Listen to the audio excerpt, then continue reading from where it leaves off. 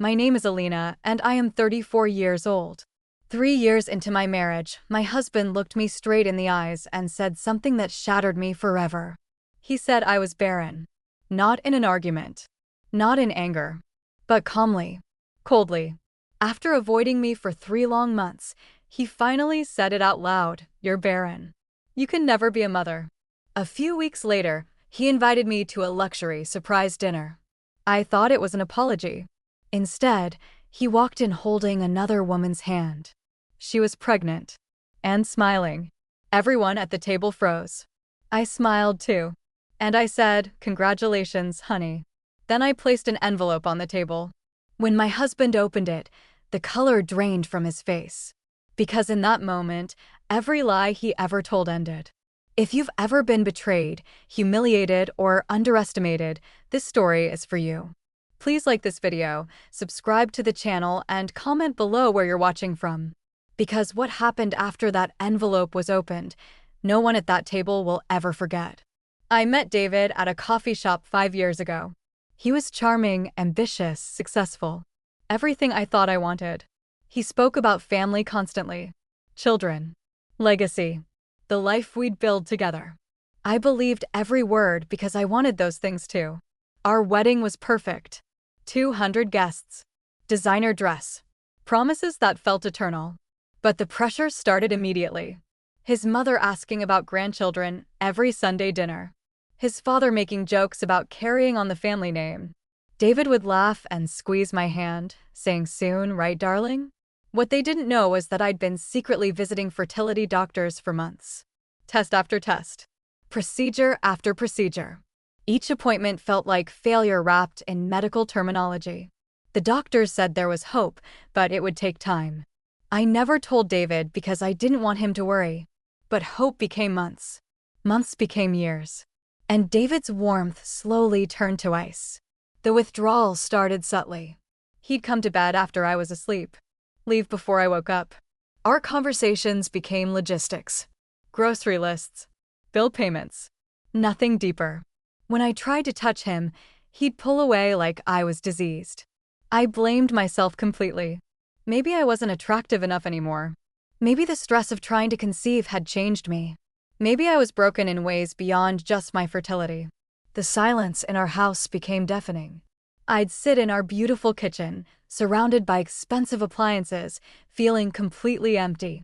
Please subscribe if this resonates with you, and let me know in the comments where you're watching from. This story gets much darker. The 3 months before he said that word were psychological torture. David would look through me like I was furniture. When friends asked about children, he'd say we're working on it with dead eyes. I started avoiding social gatherings because the pity in people's faces was unbearable. I remember one night, I cooked his favorite meal. Set the table with candles. Wore the dress he'd complimented on our first date. When he came home, he ate in silence, went upstairs, and I heard our bedroom door lock. I sat at that dining table until 3 a.m., wondering how my marriage had become a funeral. Then came the night he finally spoke. March 15th. I remember because it was my sister's birthday. David walked into our living room where I was reading. No greeting. No preamble. He just stood there and said, "Alina, you're barren. You can never be a mother. I need you to understand that." The word barren hit me like a physical blow. Not infertile. Not struggling with conception. Barren. Like empty land that could never grow anything beautiful. He said it with the same tone he'd used to discuss the weather. I didn't cry. I didn't scream. I just nodded and said, "I understand." He left the room. I sat there for hours, feeling something inside me die and something else being born. Something colder. Something calculating. That night, I made a decision that would change everything. The next morning, I called a private investigator. Not because I suspected anything specific, but because David's cruelty felt too practiced. Too confident. Like he knew something I didn't. I also called my divorce attorney, my financial advisor, and my gynecologist for one final appointment. For 3 weeks, I played the perfect broken wife. I acted devastated. Grateful for his honesty. I even suggested marriage counseling, which he dismissed with a wave of his hand. Meanwhile, I was quietly gathering information. The investigators' first report arrived on a Tuesday. David had been having an affair for 8 months. Her name was Jessica, 26 years old, marketing executive, and she was 4 months pregnant. For months. That meant their affair started while he was still pretending to try for children with me, while I was scheduling fertility treatments and blaming myself for our failures. But I didn't confront him. I waited. Don't forget to subscribe and comment your location below. What happened next will shock you. 2 weeks later, David suggested we have dinner at Le Bernardin, the most expensive restaurant in the city. He said he had something important to tell me and that we should invite a few close friends to make it special. He even bought me a new dress. I agreed immediately. Too immediately, probably. But David was so focused on his plan that he didn't notice my enthusiasm. What he didn't know is that I had my own plan. The night before the dinner, I prepared my envelope. Inside were documents that would destroy him completely. Medical records proving I wasn't barren. I'd been pregnant twice during our marriage, but miscarried both times in the first trimester. I never told him because I wanted to surprise him when I made it past 12 weeks. The envelope also contained financial records showing David had been secretly moving money to offshore accounts, credit card statements proving his affair timeline, photos of him and Jessica together, and a legal document I'd prepared with my attorney. That Saturday evening, I arrived at Le Bernardin early. David had reserved the private dining room. Our guests included his best friend Marcus, his business partner Tom, my sister Rachel, and his parents. Everyone we cared about most. David walked in 15 minutes later with Jessica. She was glowing, obviously pregnant, wearing a dress that accentuated her belly. The room went silent. David smiled like he was presenting a gift. "Everyone," he announced, "I'd like you to meet Jessica. We're having a baby." His mother gasped. My sister stood up. Marcus looked physically sick. David's father started to speak but couldn't find words. I smiled. A genuine, peaceful smile. "Congratulations, honey," I said calmly. "How wonderful for you both." Then I placed the envelope on the table. "I brought you a little gift too." David's confidence faltered for just a moment. "Alina, what?" "Open it," I said softly. His hands shook as he tore the envelope. The first document he saw was my medical report. Recent pregnancy test. Positive. Dated just 3 days ago. Please subscribe for more shocking stories like this, and let me know in the comments where you're from. David's face went white. "This can't be real," he whispered. "Keep reading," I said. The next documents were my previous medical records. 2 miscarriages. Both during our marriage. Both kept secret because I wanted to surprise him with good news instead of burdening him with loss. Then came the financial records. Evidence of his theft from our joint accounts. The offshore transfers. The apartment he'd rented for Jessica. All paid for with money he'd stolen from our shared investments. But the final document was the masterpiece. A paternity test request form, pre-signed by me, requesting DNA testing for the child Jessica was carrying. Because according to my private investigator's timeline, there was a very good chance that baby wasn't David's. David was reading everything in front of our friends and family.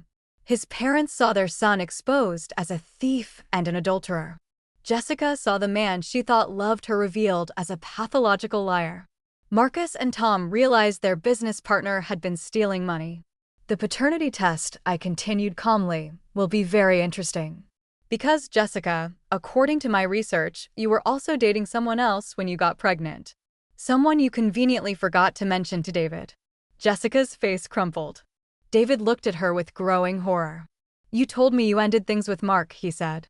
"I did," she whispered. Eventually. The room erupted.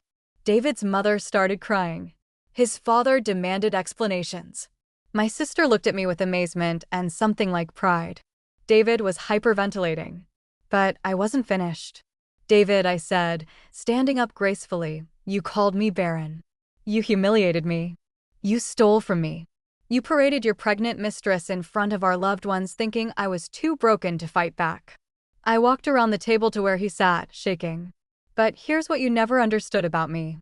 I'm not barren. I'm not broken. I'm just very, very patient." The aftermath was swift and brutal. David's business partnership dissolved when Tom discovered the extent of the financial theft. His parents disowned him when they learned he'd been lying about everything for months. Jessica left him when the paternity test proved the baby wasn't his. Our divorce was finalized within 3 months. I kept the house, most of our investments, and my dignity. David moved back in with his college roommate at age 35, bankrupt and alone. The baby Jessica carried belonged to her ex-boyfriend Mark, who actually stepped up and supported her. They're married now. Sometimes I see their family photos on social media, and they look genuinely happy. As for me, I'm pregnant again. 5 months along. Healthy and strong. The father is someone who loves me exactly as I am. Someone who held me through the miscarriages and never once made me feel less than whole. Subscribe if you believe in karma and comment below where you're watching from. Your support means everything. David tried to contact me once after the divorce. He wanted to explain, to apologize, to ask for forgiveness. I never responded. Because some betrayals don't deserve second chances. What I learned from this experience is that silence can be more powerful than screaming. Preparation is more devastating than impulse. And sometimes, the people who underestimate you give you exactly the ammunition you need to destroy them. If you're going through betrayal right now, remember this. Document everything. Trust your instincts. And never let anyone convince you that you're worth less than you know you are. My name is Alina. I'm 34 years old. And I learned that the word barren says much more about the person who uses it than the person it's used against. Because I was never barren. I was just married to someone who was too empty inside to see my worth.